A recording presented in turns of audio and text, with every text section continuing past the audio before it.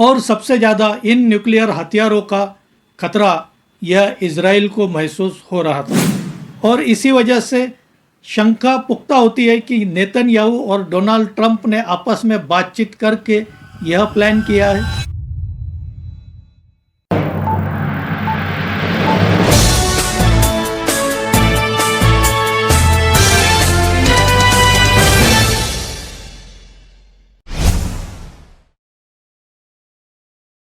नमस्कार दोस्तों, मैं राजेंद्र दायमा आपका स्वागत करता हूं मुंबई टुडे लाइव चैनल में।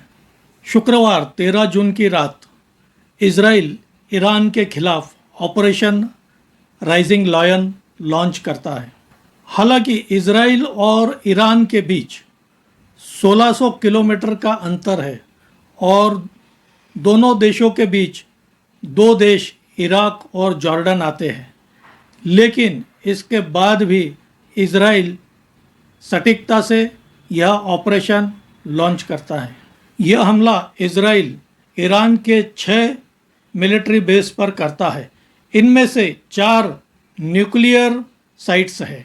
इजराइल का मानना है कि ईरान का न्यूक्लियर प्रोग्राम काफ़ी न्यूक्लियर वेपन बनाने के करीब था और विशेषतः यूरेनियम काफ़ी मात्रा में उसने जमा कर लिया था, जिससे कि वह न्यूक्लियर हथियार बना सके। और सबसे ज़्यादा इन न्यूक्लियर हथियारों का खतरा यह इजराइल को महसूस हो रहा था।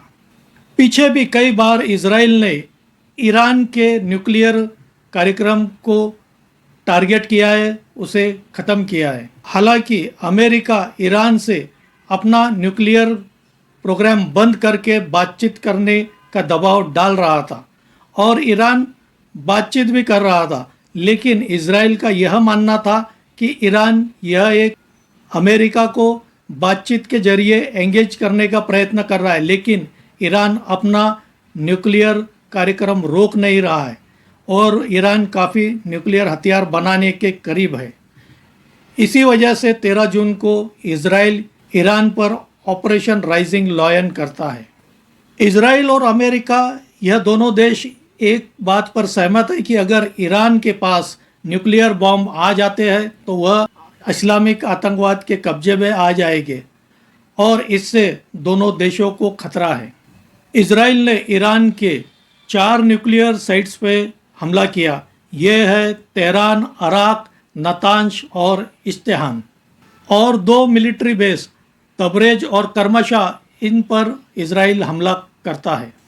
इजराइल की खुफिया एजेंसी मोसाद इस ऑपरेशन में काफ़ी महत्वपूर्ण जिम्मेदारी निभाती है और मोसाद इजरायली सेना को ईरान के न्यूक्लियर साइट्स और उनके साइंटिस्ट और IRGC के कमांडर्स की अचूक माहिती, सटीक मालूमात ईरानी सेना को देती है।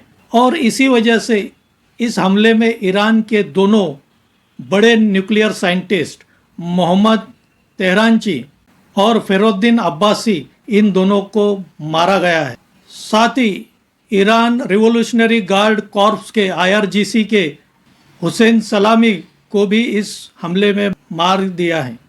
Chief of army staff Mohammad Bagheri और उनके डिप्टी गुलाम अली की भी मारे जाने की खबरें आ रही है।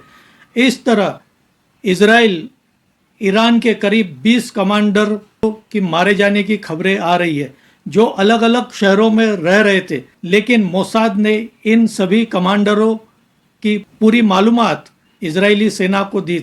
इस हमले की आशंका अमेरिका को पहले से ही हो गई थी, क्योंकि 2-3 दिन पहले ही अमेरिका के डोनाल्ड ट्रंप और इजरायली प्रेसिडेंट नेतन्याहू में बातचीत होती है।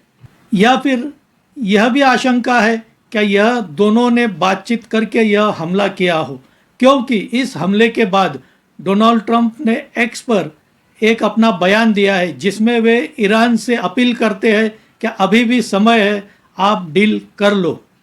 और इसी वजह से शंका पुख्ता होती है कि नेतन्याहू और डोनाल्ड ट्रंप ने आपस में बातचीत करके यह प्लान किया है। एक तरफ इजराइल ईरान पर हमला कर रहा है और दूसरी तरफ डोनाल्ड ट्रंप ईरान को बातचीत का प्रस्ताव दे रहे हैं, डील करने के लिए दबाव डाल रहे हैं। लेकिन इसके बाद ईरान काफ़ी भड़क गया है और उसने इजराइल के खिलाफ ऑपरेशन ट्रू प्रॉमिस को लॉन्च किया है। ईरान के पास रशिया के S-400 एयर डिफेंस सिस्टम है और आज की तारीख में ईरान के साथ रशिया और चीन, यह दो बड़े देश खड़े हुए नजर आ रहे हैं। और S-400 होने की वजह से ही ऐसी खबरें आ रही है कि ईरान ने भी इजराइल के 2 F-35 फाइटर प्लेन्स मार गिराए हैं। हालांकि इजराइल के हमले के बाद अमेरिका के secretary of states Marco Rubio ने एक बयान दिया है कि इसमें अमेरिका का कोई हाथ नहीं है, इजराइल ये अपने दम पर यह हमला कर रहा है। उन्होंने ईरान से अपील की है कि ईरान अमेरिकी नागरिकों और अमेरिकी बेस को टारगेट ना करे। इससे पता चलता है अमेरिका किस तरह दोहरी नीति पे चलता है।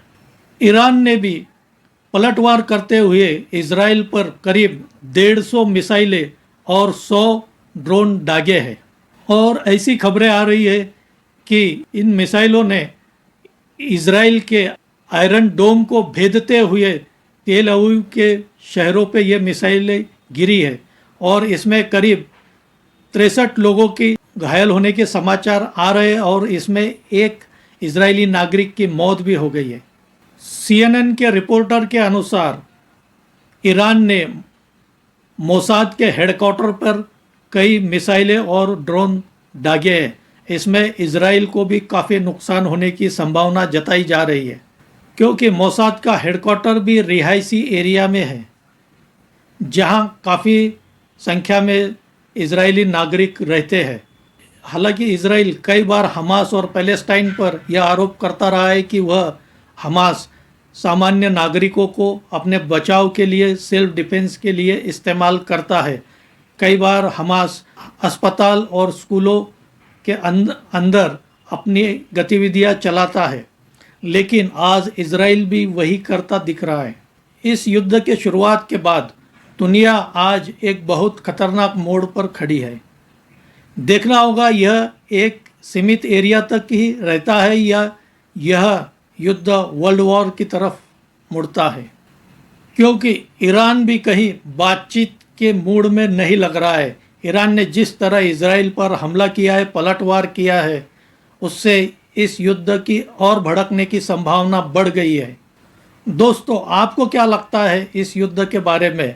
इन दोनों देशों के ऑपरेशन राइजिंग लायन और ट्रू प्रॉमिस के बारे में आप कमेंट करके बताइए। और मेरा यह वीडियो अच्छा लगा हो तो इसे लाइक कीजिए, शेयर कीजिए और मेरे इस चैनल को सब्सक्राइब कीजिए। आज यही रुकते हैं। धन्यवाद।